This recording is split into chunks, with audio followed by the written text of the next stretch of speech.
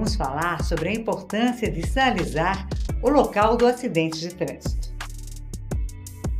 Acidentes em ruas e estradas impedem ou dificultam a passagem normal dos outros veículos, o que aumenta o risco de novas situações de perigo, como novos acidentes ou atropelamentos. Por isso, é importante agir de forma rápida e adequada para sinalizar o local. A sinalização deve começar de um ponto em que os outros motoristas ainda não possam ver o acidente. Assim, vai dar tempo para reduzir a velocidade, concentrar a atenção e desviar. A sinalização deve ser feita nos dois sentidos, ida e volta, nos casos em que o acidente interferir no tráfego das duas mãos de direção. Não é apenas a sinalização que deve começar bem antes do acidente. Havendo possibilidade, todo o trecho deve ser demarcado, indicando quando há desvio de direção. Se não for possível, faça o melhor que puder, aguardando as equipes de socorro, que deverão completar a sinalização e os desvios. E onde deve ficar o início da sinalização?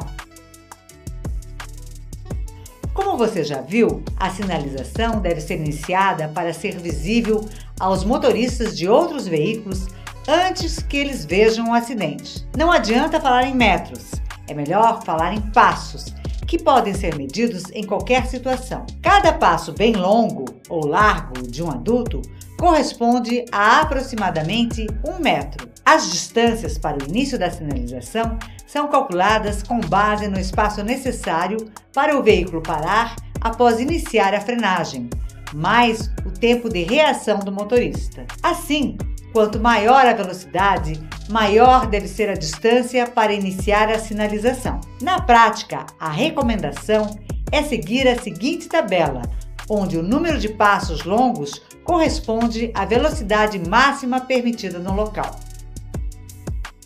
O Código de Trânsito Brasileiro estabelece que o motorista deve sinalizar a via sempre que um carro estiver temporariamente parado na pista. O artigo 46 define que sempre que for necessária a imobilização temporária de um veículo no leito viário, em situação de emergência, deverá ser providenciada a imediata sinalização de advertência, na forma estabelecida pelo CONTRAN. Não cumprir essa disposição é, de acordo com o artigo 225 do CTB, uma infração grave.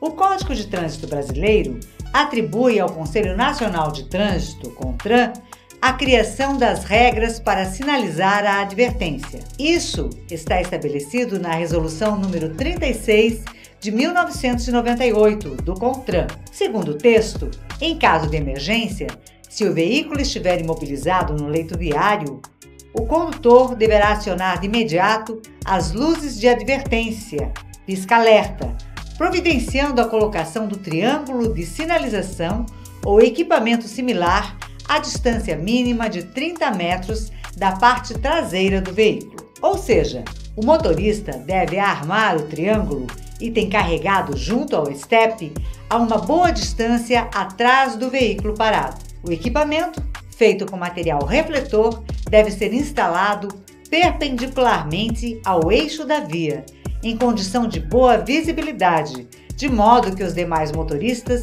o vejam à distância. No Manual Brasileiro de Fiscalização de Trânsito, onde são especificados os procedimentos referentes à infração do artigo 225, deixar de sinalizar a via, há a seguinte informação complementar. A sinalização, além das previstas na legislação, podem e devem ser as convencionais, como, por exemplo, galhos de arbustos e vegetação colocadas no bordo da pista, com antecedência da via, e outros meios que atendam à necessidade momentânea e não ofereça ou aumente os riscos de segurança, vez que o objetivo é evitar outro acidente. Em alguns casos, o triângulo pode ser pouco para sinalizar. Antes dele, colocar galhos e arbustos coletados na vegetação que margeia a rodovia é uma das formas de chamar a atenção dos motoristas. Lembre-se, quando encerrar os procedimentos do acidente de trânsito,